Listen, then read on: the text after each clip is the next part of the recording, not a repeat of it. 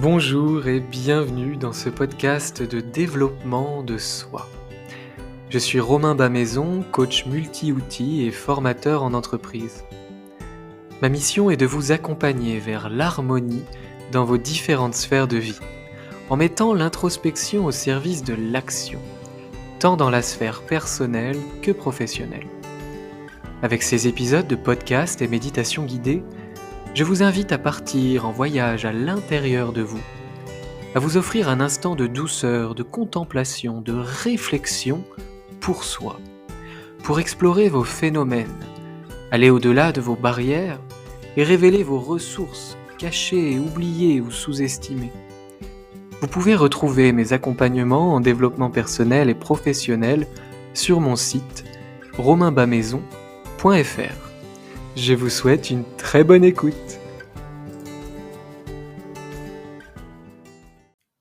Bonjour et bienvenue dans ce nouveau podcast, ce nouvel épisode, à propos d'un sujet dont j'avais envie de vous parler depuis longtemps, que j'avais envie de partager, parce qu'il accompagne mon développement personnel, j'allais dire au quotidien, en tout cas presque. Et c'est une prise de conscience que j'ai eue il y a plusieurs années et qui vraiment a été extrêmement libérateur. C'est le fait d'accueillir ces phénomènes intérieurs, que ce soit physiques, mentaux, émotionnels, et on va le voir, ces trois sphères-là sont liées.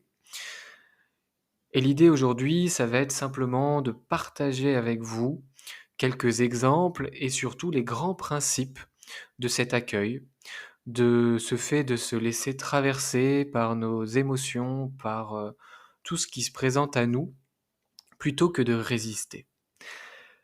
Alors évidemment, quand c'est des phénomènes agréables, on les accueille avec le plus grand des plaisirs et là, voilà, on est ouvert, on y va, il n'y a pas de souci.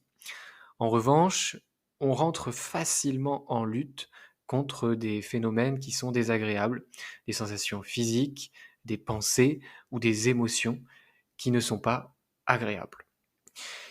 L'idée, c'est de se dire que la résistance provoque la souffrance. Ça, j'y crois fort, alors je l'ai pas inventé, je sais plus où est-ce que je l'ai écouté, mais ça me parle vachement, je sais pas vous, posez-vous cette question, mais c'est vrai que la résistance amène de la souffrance et lorsqu'on souffre, en tout cas moi lorsque je suis dans une forme de souffrance, qu'il soit physique, mentale ou émotionnelle, je me rends compte que c'est parce que je résiste, je lutte et je ne veux pas que ça m'arrive, je ne veux pas me laisser traverser par cela. En fait, on a tout à gagner à se laisser traverser, justement, à laisser vivre nos phénomènes à l'intérieur de nous, à donner de l'espace, et puis à accueillir le message qui est transmis, en fait, avec ce phénomène, tout simplement. Il y a vraiment cette idée qu'en fait, un phénomène, il est porteur d'un message. Donc il y a vraiment aussi, vraiment cette idée de se dire: «OK, ces phénomènes intérieurs, je gagne à les comprendre, je gagne à les regarder, je gagne à vraiment, les accueillir et les regarder en face». Alors, ces phénomènes intérieurs, ils sont émotionnels, ils sont mentaux, ils sont physiques. Il y a toujours un phénomène qui amène l'autre. Donc ce qui peut être intéressant déjà, c'est de se dire: «OK, là, ce qui est le plus désagréable maintenant, c'est mon mal de tête, par exemple. OK, mon mal de tête, il vient d'où? Bah, émotionnellement, je me sens stressé, je suis inquiet. OK. Cette sensation, cette émotion d'inquiétude, de stress, elle vient d'où? Ben, je me dis que je vais jamais arriver à faire tout le travail que j'ai à faire et pour le rendez-vous de lundi, tatati tatata. OK, donc finalement, dans ce cas-là, on peut dire que ça vient de la pensée.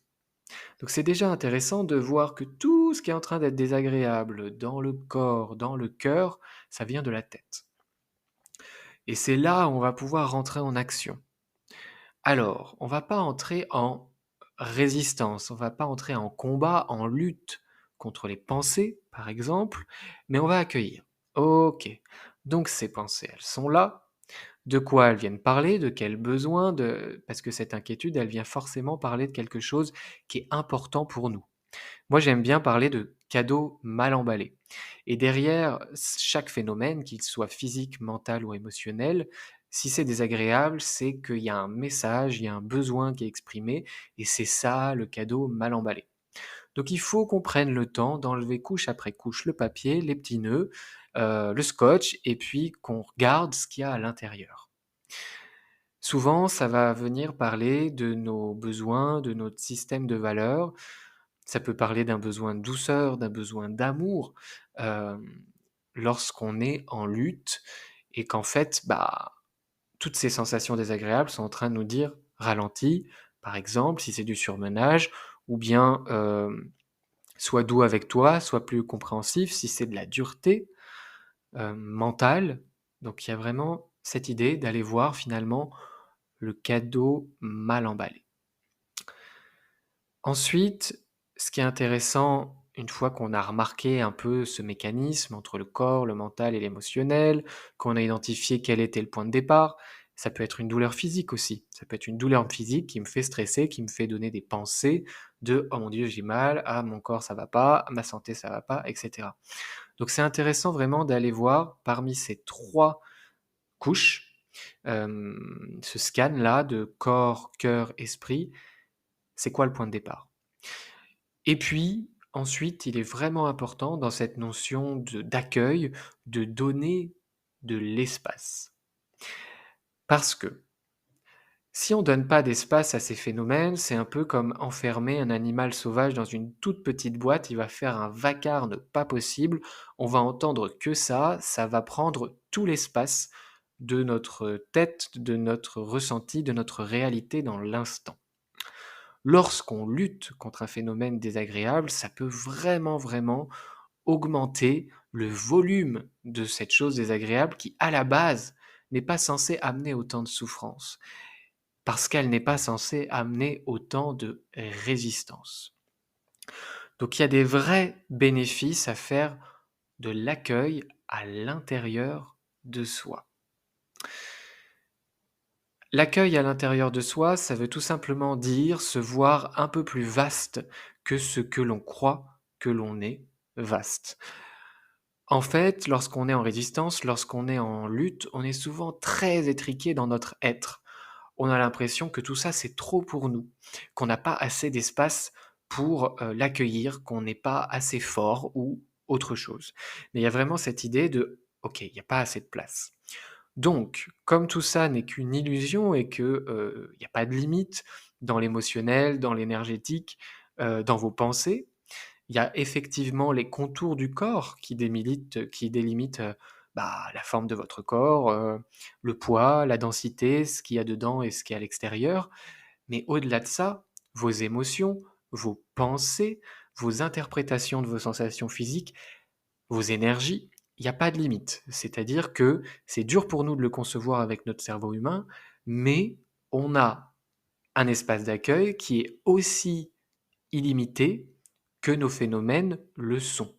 Le nombre de pensées que l'on peut avoir, le nombre de couches émotionnelles que l'on peut avoir, la sphère énergétique qu'on peut avoir, c'est, non délimité. Eh bien, c'est la même chose pour votre espace d'accueil. Vous pouvez vraiment, le rendre plus grand. Moi, je prends souvent une image lorsque je me fais un peu dépasser par mes sensations parce que je suis en lutte. C'est une grande prairie, vraiment, une grande prairie comme dans le dessin animé Spirit, pour ceux qui l'ont vu avec les chevaux sauvages et j'imagine que mes phénomènes là qui sont désagréables, les pensées, les sensations physiques, les émotions, eh ben, ils galopent. Vraiment, ces phénomènes galopent dans une immense prairie illimitée. Ils se défoulent et ils ont cette place en moi pour exister et pour, se défouler, finalement. Parce que si au contraire, je me dis: «J'ai pas envie de ressentir ça, non je veux pas penser ça, non je veux pas cette émotion» et ben, en fait, on sans le vouloir, on appuie sur l'accélérateur, sur l'amplificateur et là, on rentre vraiment dans un stress émotionnel et corporel. Donc vous pouvez vous réfléchir déjà là, maintenant, c'est quoi l'image qui vous permettrait de toucher du doigt et de permettre cet espace à l'intérieur de vous. Cette image qui vous permet d'agrandir l'espace d'accueil de vos phénomènes, de vos pensées, de vos émotions, de vos sensations physiques. C'est quoi l'image pour vous que vous pouvez vous représenter et qui symbolise bien l'accueil possible de vos phénomènes intérieurs? Évidemment, quand on fait ça, c'est un peu un double effet qui se coule. C'est-à-dire que déjà, ça va devenir de moins en moins désagréable, donc de plus en plus agréable, ok. On va se mettre beaucoup moins la pression puisque on n'est pas en résistance. L'autre effet qui se coule, c'est qu'on va en apprendre drôlement sur nous. Parce que ces phénomènes, si on ose les accueillir, leur donner de l'espace et les regarder, déjà on va avoir des infos, comme je le disais au début, sur nos besoins, notre système de valeurs. Ça peut être un besoin de repos, par exemple, s'il y a du stress, l'épuisement. Ça peut être un besoin de communication, si on est stressé par des non-dits. Enfin, c'est infini en fait, ça aussi. Mais voilà quelques exemples. Ensuite, l'autre effet aussi, très dev perso, c'est que vous allez prendre confiance en vous, de votre capacité à accueillir vos phénomènes, à vous laisser traverser. Et en fait, c'est la peur de soi qui va diminuer. Ce que je mets dans peur de soi, c'est vraiment l'idée d'avoir peur de nos phénomènes. Je pense qu'on est beaucoup à avoir peur d'avoir peur, par exemple. C'est un peu ça, les symptômes, ou comment on pourrait expliquer l'angoisse, c'est la peur d'avoir peur. L'anxiété, la peur d'avoir peur. Et en fait, quand on découvre notre capacité d'accueil, qu'on se rend compte que ces phénomènes-là, ils nous définissent pas complètement, mais qu'on est capable de les regarder, de les accueillir, de se laisser traverser, on a beaucoup moins peur de la prochaine fois où une émotion vive ou une autre sensation vive va se présenter. Donc ça, c'est vraiment chouette. Déjà, on souffre moins, on a des infos sur nous, et en plus, on prend confiance dans notre capacité à gérer nos phénomènes. Et au fur et à mesure que l'on développe cet espace d'accueil en nous, de nos propres phénomènes, qu'on dit d'abord entre dans mon salon plutôt avant de le mettre dehors, entre dans mon salon, on va discuter et ensuite tu repars chez toi, eh bien ça nous permet vraiment d'engager ce dialogue intérieur. Et puis, euh, ouais, c'est ce que je disais, tout simplement, en fait, de prendre confiance en notre capacité à gérer ça. Et au fur et à mesure, voilà, c'est là où je voulais en venir. Au fur et à mesure, en fait, c'est une habilité, c'est une agilité qui se dessine et qui devient de plus en plus tangible dans une variété de situations. À force de développer cette capacité d'accueil, à force de dire oui à vos phénomènes, à force d'aller les regarder, les accueillir, d'oser discuter avec, eh bien, dans des situations où auparavant c'était plutôt difficile de ne pas se laisser submerger par nos émotions, on va devenir un peu spectateur. Et de plus en plus, on va être capable, en fait, de rester ancré, centré sur ce qu'on a envie d'incarner dans l'instant, sur ce qu'on a envie d'être, de vivre. Et même s'il y a des émotions perturbatrices, des pensées perturbatrices, des sensations physiques perturbatrices, ben en fait, on va voilà, en être spectateur, un peu comme dans une salle de cinéma. Ok, ça passe sur l'écran, mais moi, je suis toujours confortablement installé en moi, bien ancré, et je regarde tout simplement ce qui se passe, tout en profitant de l'intégralité du film de ma vie. Voilà, j'espère que je vais pas trop loin dans la métaphore, mais il y a vraiment cette idée-là. À force de développer son espace d'accueil, on passe vraiment en contemplation du soi, que ça soit agréable ou désagréable. Alors maintenant, c'est très bien tout ça, Romain, tu blablates, mais comment on fait? Évidemment, il y a plein de techniques pour accueillir ces phénomènes et je vous invite à trouver la vôtre et ça peut varier aussi selon les instants. Il y a des moments où ça va être la méditation, il y a des moments où ça va être l'écriture, il y a des moments où ça va être la danse. Et d'ailleurs, je profite de cet exemple pour dire qu'il est important de considérer le corps et le mental comme faisant partie d'un tout. D'ailleurs, votre cerveau, il est dans votre corps et ce n'est pas un hasard. Donc, on a tout intérêt à développer des techniques corporelles et cognitives pour gérer nos phénomènes. Dans gérer, il y a vraiment cette notion d'accueil, de douceur. Il n'y a pas cette notion de lutter, combattre, mater. Gérer, c'est simplement en faire quelque chose, et de plutôt bénéfique. Alors, évidemment, il y a la pratique de la pleine conscience et de la méditation.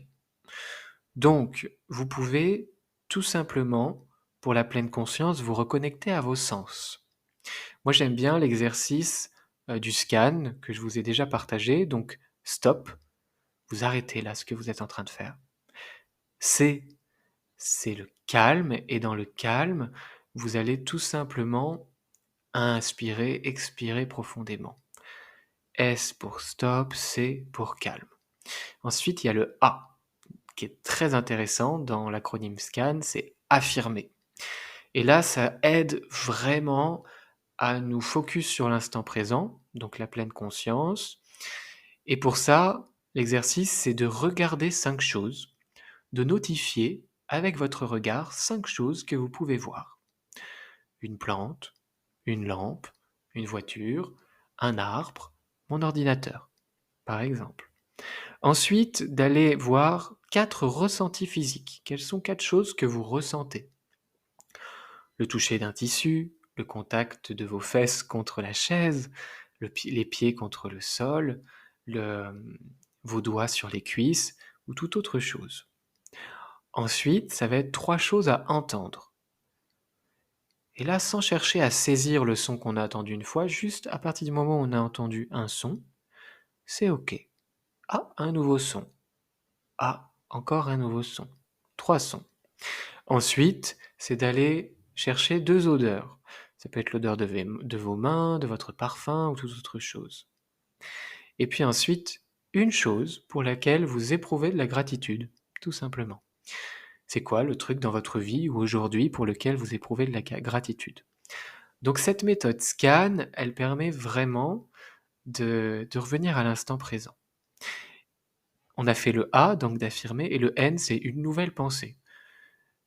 Convoquez dans votre esprit une nouvelle pensée agréable, un rêve, un projet, ou tout simplement quelque chose de chouette. Et voilà. Et ça, cet exercice permet vraiment de stopper un petit peu le galop, la furie de toute l'interprétation que l'on fait de nos phénomènes. D'ailleurs, en fait, bien souvent, c'est tout le discours mental autour de ce que l'on perçoit qui va créer de la souffrance et l'exagérer. Dans Harry Potter, il y a Hermione Granger à un moment qui dit « Avoir peur d'un nom ne fait qu'augmenter la peur de la chose elle-même ». Et j'aime bien cette réplique. C'est qu'à partir du moment où on intellectualise une chose, où on la raconte, ben ça l'amplifie par rapport à ce que cette chose elle est vraiment. Si j'ai mal à l'orteil et que je commence à me dire qu'aujourd'hui j'avais pas envie d'avoir mal à l'orteil parce que je veux aller courir, et qu'ensuite je me sens stressé parce que je me dis que je vais courir moins vite parce que j'ai mal à l'orteil, et qu'ensuite dans mon mental je me dis que ça se trouve j'ai l'orteil cassé et que du coup je vais devoir m'arrêter pendant 1 mois. Vous voyez, c'est juste une sensation à l'orteil. Et nous, on a tendance à faire beaucoup de choses autour de ça. Donc il y a la pleine conscience avec les méthodes SCAN. Il y a aussi évidemment la respiration. Allonger l'inspire profondément jusqu'au bout, allonger l'expire profondément jusqu'au bout. Ça, faites-le au moins 5 fois, parce que c'est à partir de 5 respirations profondes que les messages chimiques dans votre corps, de détente, sont libérés. Donc je crois qu'on parle d'endorphine dans ces cas-là. Ensuite, évidemment, vous pouvez aussi pratiquer toutes sortes de méditations que vous avez dans votre boîte à outils. Je ne vais pas en citer ici parce qu'il y en a plein, plein, plein. Mais ça peut être des méditations centrées sur le corps, la respiration, ça peut être des méditations sur l'imaginaire. Autre chose comme technique pour accueillir ces phénomènes, c'est l'autocompassion. Alors l'autocompassion, ça peut paraître un peu vaste, un peu bateau, un peu intangible. Mais en fait, l'autocompassion, par exemple, ça va être de se câliner soi-même. De vous prendre dans vos bras, les mains sur le haut de vos bras et de vous câliner. Vraiment de vous apporter de la compassion, de reconnaître ce que vous êtes en train de vivre, ce que vous êtes en train de traverser et de vous dire que vous êtes là pour vous et que tout cela, ben, vous le prenez, à cœur et que, vous êtes là, en soutien. Donc il y a vraiment cette idée d'autocompassion et ça peut passer par le toucher, ça peut passer par l'automassage, par, le fait de caresser son visage, de se masser le cuir chevelu, de se masser les pieds ou les mains. Sur les pieds et les mains, il y a des points de réflexologie qui sont très intéressants. Hem, Vous pouvez aller le voir sur le net, c'est assez facile. Vous voyez les zones et vous pouvez masser. Donc voilà, il y a vraiment, des techniques comme ça qui peuvent, vous aider à développer votre espace d'accueil intérieur. Ensuite, il y a l'écriture, qui est vraiment intéressant aussi et qui permet de mettre des mots sur ce que l'on est en train de vivre à l'intérieur de nous. Et en fait, de mettre des mots, d'identifier, permet vraiment de se désidentifier de nos sensations, de nos phénomènes. Parce qu'en fait, quand on comprend pas ce qu'on vit, quand on n'a pas pris le temps de l'analyser, de le décortiquer, alors soit on fuit dans un comportement plaisir qui nous permet d'échapper à la sensation dans l'instant, et c'est pas toujours possible, et c'est pas toujours sain, mais ça dépend des instants et des personnes, hein, il y a pas de règle. Soit on est finalement bien là avec ces phénomènes, à vivre ces sensations, mais comme il y a pas de mots dessus, comme on l'a pas, heu, défini, bah, c'est très désagréable, mais on sait pas ce que c'est, on sait pas d'où ça vient et du coup ça reste là. Quand on sait pas ce que c'est, quand on sait pas d'où ça vient, bah, finalement c'est un message qui est pas reçu et c'est pour ça que, ça va continuer d'être là. Pour reprendre un parallèle avec Harry Potter, parce que j'ai regardé les films il y a pas longtemps, c'est comme les lettres, pour l'admission à Poudlard d'Harry Potter, bah, si les lettres elles sont pas accusées réception, elles vont revenir beaucoup plus. Donc il y a vraiment cette idée-là et l'écriture permet justement de mettre les mots. Alors si vous aimez pas écrire, vous avez pas envie un moment, ça peut être aussi un autre exercice, je m'arrêterai là-dessus parce qu'il y a une infinité d'exercices, c'est d'engager un dialogue, mais vraiment parler à voix haute. Et vous dites quelque chose, vous répondez du tac au tac, comme ça, enfin vous avez le temps de réfléchir, mais l'idée c'est d'engager un dialogue de vous à vous. Vous pouvez vous poser une question pour débuter. Ok, ok Romain, comment tu te sens là? C'est quoi tes sensations? Et puis ensuite, tac, tac, tac, tac, tac. Et tu rebondis sur ce que tu viens de dire. Ah bon, mais à ton avis, pourquoi tu ressens ça? De quoi ça parle? De quoi tu aurais besoin? Etc. Alors là, moi, je parle de mon dialogue intérieur en mode coach, mais faites-vous votre conversation. Et ça permet vraiment, en fait, de défaire le sac de nœuds, de mettre le fil de laine à l'endroit et d'y voir clair, tout simplement. Je crois que j'ai fait le tour, vraiment, pour cette idée d'accueillir nos phénomènes.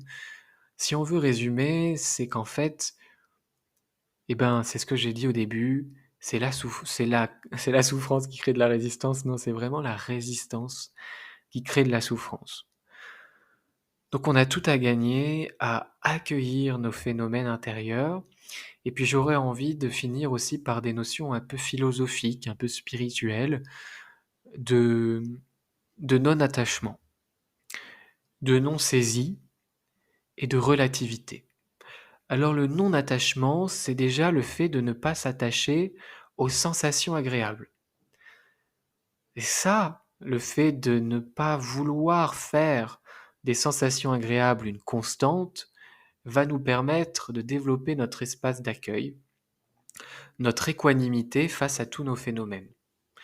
Donc l'équanimité, c'est vraiment l'idée que, une sensation est une sensation. Il n'y en a pas une qui est agréable ou une qui est désagréable, c'est toujours une sensation. Et le fait de se rendre compte que toute sensation, qu'elle soit agréable ou pas agréable, se rendre compte qu'elle est impermanente, qu'elle va naître et qu'elle va mourir, qu'elle va arriver et qu'elle va partir, tout comme les pensées, ça nous enlève vachement de poids et ça nous permet de ne pas saisir, c'est mon deuxième point, de ne pas garder avec soi une pensée agréable, une sensation agréable ou un état, de lâcher prise et de se dire ok, tout est de passage et tout a un intérêt. Donc ce que je vis là qui est agréable, je le savoure, mais je le retiens pas et je cherche pas à m'y identifier, à le faire durer, toute la vie. Et c'est la même chose pour le désagréable. Je l'accueille, je le vis, je le comprends, j'ai des techniques pour aider à évacuer, mais je ne résiste pas et puis je ne le garde pas non plus avec moi, à vouloir absolument, comprendre, analyser. C'est-à-dire là que l'introspection, elle a ses limites. À partir du moment où vous avez un phénomène désagréable ou agréable, mais à partir du moment où quelque chose doit partir, ne le retenez pas. Et c'est la même chose pour un phénomène désagréable. Je vous ai dit d'analyser, d'aller comprendre le besoin, le message, mais quand il y a plus, quand c'est parti, c'est parti. Il faut pas chercher, il n'y a pas besoin de chercher à le retenir pour l'analyser encore comme un scientifique. Quand on se laisse traverser, on accueille, mais on laisse partir aussi. Donc il y a vraiment cette idée de laisser partir. Ensuite, pour finir sur une dernière notion philosophique, je ne sais pas si on peut dire philosophique, mais voilà, c'est la relativité. De se mettre un peu dans un point de vue plus large, en se regardant d'un peu plus haut, en se voyant sur Terre à l'échelle du monde, et puis à l'échelle de l'univers, pour se rendre compte qu'en fait, ce que l'on vit, ce n'est pas si important que cela. Et en même temps, bien sûr que c'est important, mais ça permet de remettre en perspective les choses, que le petit phénomène que je suis en train d'expérimenter, aussi désagréable ou agréable soit-il, n'est qu'un phénomène parmi les phénomènes du monde. Aussi, on peut se poser la question, c'est un phénomène que moi je vis, mais il paraît invisible pour les autres. Donc est-ce qu'il existe ou est-ce qu'il n'existe pas? Ou est-ce qu'il existe et qu'en même temps il n'existe pas? Est-ce qu'il existe seulement en moi et qu'à l'extérieur de moi il n'existe pas? Et s'il existe en moi, il est où exactement? Et s'il n'est pas vraiment tangible, est-ce qu'il existe vraiment? Ok, donc on peut se dire que voilà, c'est une perception qui est là, mais qui n'est pas vraiment là non plus. Donc vous pouvez rentrer un peu dans cette méditation analytique de relativité, de remettre en perspective vos phénomènes. Ce qui aide beaucoup, moi ce qui m'aide beaucoup quand je suis dans un inconfort émotionnel par exemple, c'est de penser à toutes les personnes en ce moment même qui traversent la même souffrance, les mêmes sensations désagréables que moi, les mêmes peurs ou toute autre chose. Et en fait, de se rattacher à quelque chose de plus grand que soi, même si c'est la souffrance du monde, ça permet, alors c'est à vous de voir comment vous allez l'expérimenter, mais en tout cas chez moi, ça permet vraiment de déployer une compassion qui me remplit moi d'autocompassion, mais qui va bien au-delà. Et ça me permet en fait de me décentrer de ma souffrance et de me relier au monde et à un besoin d'amour et de compassion. Alors là, ce sont mes mots, hein, mais trouvez les vôtres. Et moi, je le vis comme ça, à un besoin d'amour et de compassion qui est dans le monde entier et qui, ici, maintenant, dans une sensation désagréable, est en train de me traverser moi. Mais en fait, dans le monde, il y a plein d'autres personnes qui ont ces mêmes sensations et qui ont ces mêmes besoins de paix, de quiétude ou toute autre chose.